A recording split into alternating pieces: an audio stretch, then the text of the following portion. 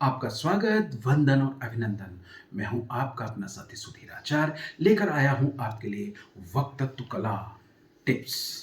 जी हाँ, आप बोलने में निपुण होना चाहते हैं। आप चाहते हैं कि मंच पर आप भी खड़े होकर अपने विचारों को अभिव्यक्ति दे सकें।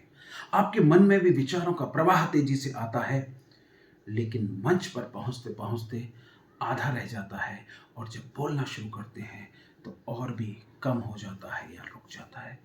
आपने सोचा है कभी ऐसा क्यों होता है? अगर आपने अपने इस डर को लेकर, इस फोबिया को लेकर कभी सोचा नहीं है तो कृपया सोचिएगा, और इसको कैसे दूर किया जा सकता है इस पर भी आपको सोचना पड़ेगा। बताता हूं मैं एक बहुत छोटा सा उपाय, छोटा सा टिप्स, जिसको करने से आप अपनी वक्तत्व कला को निखार सकते हैं। आप अपने अंदर उठ रहे विचारों को बहुत सशक्त तरीके से मंच पर रख सकते हैं। तरीका बहुत आसान है। आपके घर में 2, 4, 6 जितने भी सदस्य हैं, आप उन सब सदस्यों को बिठाइएगा और एक सरल सा कोई विषय चुनिएगा। उस विषय पर एक छोटी सी भूमिका के साथ, जैसा कि मंच से अपन बोलते हैं, माननीय मंचासीन अतिथि हो, आदरणीय, सम्मानीय, ऐसे कुछ कुछ छोटे शब्दों का प्रयोग करते हुए एक छोटी सी भूमिका बनाकर आज हम इस विषय पर, कोई विषय हो सकता है, स्वच्छता, भ्रष्टाचार, दहेज प्रथा, कुछ भी हो सकता है, उस विषय पर आप बोलना शुरू करिए अपने पारिवारिक सदस्यों के साथ, लेकिन बैठकर नहीं, खड़े होकर। 1 मिनट, 2 मिनट, 3 मिनट, जितना आप बोल सकते हैं उस विषय पर बोलिए। लेकिन बोलते समय सभी सदस्यों को बोल दीजिएगा कि बीच में कोई न टोके। जब आप अपनी बात को पूरा कर लें या रुक जाए, तब सदस्यों से पूछें कि आपके बोलने का प्रवाह कैसा रहा, आपने जो बोला वो उन तक कितना पहुंचा, और धीरे से उसमें जो करेक्शन है उसको लगाइएगा। फिर बोलिए, तीसरी बार बोलिए, चौथी बार बोलिए, पांचवी बार बोलिए, छठवीं बार बोलिए। आपके घर के सदस्य ही आपको सुपर वक्ता बना सकते हैं।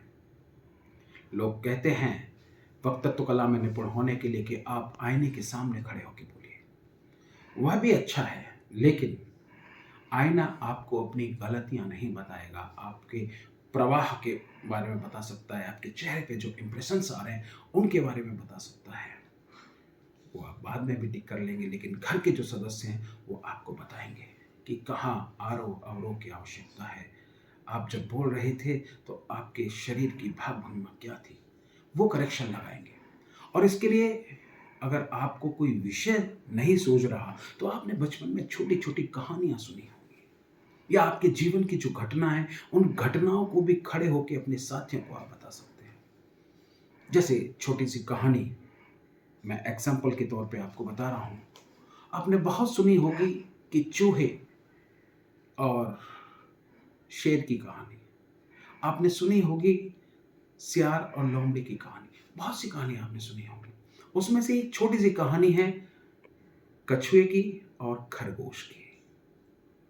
बस इसको कहने का तरीका आपको पता होना चाहिए कि कछुआ और खरगोश की दौड़ होती है, और जब दौड़ होती है तो कछुआ असमंजस में होता है कि मेरी खरगोश के साथ दौड़ है, मैं कैसे जीतूंगा, कैसे जीतूंगा, कैसे जीतूंगा। लेकिन वो अपने आप को तैयार करता है, मुझे जीतना है, मुझे जीतना है, मुझे जीतना है। मैं कोशिश करता हूं, पूरे जी जान से कोशिश करता हूं, पूरी ताकत लगा के, पूरा एफर्ट लगा के कोशिश करता हूं, और वो इस आत्मविश्वास के साथ रेसिंग पॉइंट पर पहुंचता है। दोनों की रेस स्टार्ट हो जाती है। खरगोश तेजी से दौड़ता है और कछुए से बहुत आगे निकल जाता है, और जाके सोचता है कि वो तो धीरे धीरे आएगा, चलिए कुछ आराम कर लेते हैं। और वो आराम करने के लिए बैठ जाता है, लेट जाता है, उसकी झपकी लग जाती है, वो सो जाता है। लेकिन कछुआ चलना बंद नहीं करता, कछुआ चलता जाता है, चलता जाता है, चलता जाता है, और वो खरगोश से आगे निकल जाता है। खरगोश की जब आंख खुलती है, वो देखता है उसे आसपास कहीं कछुआ नजर नहीं आता, तो सोचता है कि अभी कछुआ आ ही नहीं पाया होगा, और वो फिर आराम करने लगता है।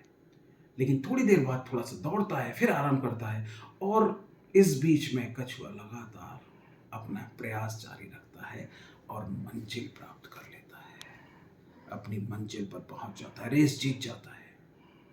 तो बस ये कहानी कहीं ना कहीं हमको आपको प्रेरणा देती है कि हमें अपना प्रयास करना नहीं छोड़ना, चलते जाना है, चलते जाना है, चलते जाना है।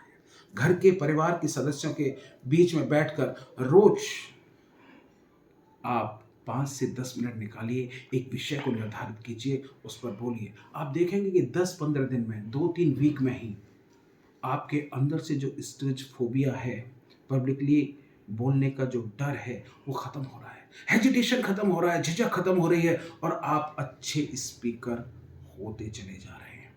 अगले वीडियो में मैं आपको बताऊंगा कि किस तरह से किन शब्दों का प्रयोग किन जगह किया जाना चाहिए, तो तब हम शब्दों के बारे में सीखेंगे। लेकिन अभी आप अगर चाहते हैं मुझसे सीधे जुड़ना और अपने साथियों को जोड़ना, तो मेरे YouTube चैनल को सब्सक्राइब करें, बेल आइकन करें और अधिक से अधिक लोगों तक इस बात को पहुंचाएं। Thank you, bye bye.